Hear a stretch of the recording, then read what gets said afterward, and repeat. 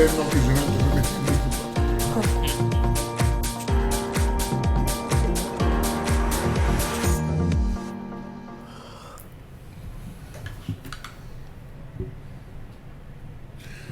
m'interroge ce jour sur la question des soupçons de détournement de fonds du personnel d'appui dans les centres médicaux d'arrondissement et ceux en charge des tests de dépistage COVID-19 au Cameroun. On parle de COVID. On parle du personnel d'appui, mais hélas, c'est des personnes qui souffrent. Comment comprendre que l'État semble avoir abandonné le personnel d'appui médical dans les CMA dans ce pays? Comment comprendre la souffrance qu'endure le personnel d'appui en attente de recrutement? On fait de ce qu'on veut, on les malmène comme on peut, on les torture à souhait parce que le travail est rare, parce qu'ils attendent les bonnes notes, ils sont obligés de rester. Savez-vous que certains personnels d'appui reçoivent en guise de salaire la somme minable de 10 000 francs CFA par mois, observable dans certains centres médicaux d'arrondissement de Douala, pour ne prendre que le cas? Pourquoi l'État tarde-t-il à faire un recensement de son personnel d'appui dans les CMA? Savez-vous que dans ces centres médicaux d'arrondissement, il existe des personnels qui y travaillent depuis des années dans des conditions atroces, voire exécrables?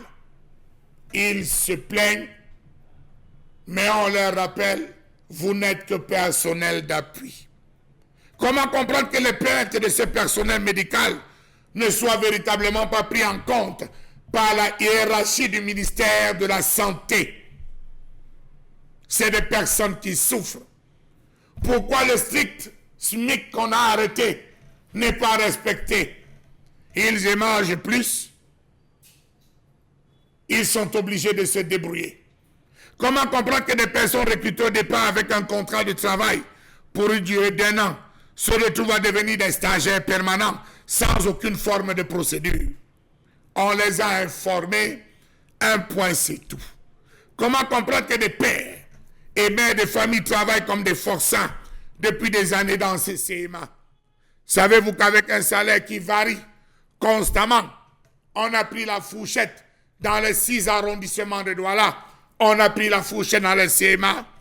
La fourchette, c'est 10 000 francs CFA, 25 000 francs CFA et 35 000 francs CFA. Voilà comment ça oscille. Et ce n'est pas permanemment qu'on se retrouve. À des moments, on dit, ce mois, l'hôpital n'a pas fait de chiffres. Ce mois, il n'y a pas eu de malades. Conséquence, on pousse ce personnel d'appui à se servir.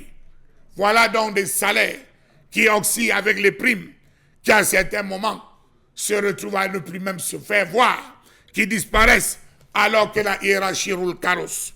Comment comprendre que les primes qui oscillaient parfois entre 20 000 et 25 000 francs, 30 000 francs parfois, ont chuté drastiquement dans certains CMA à 5 000 francs.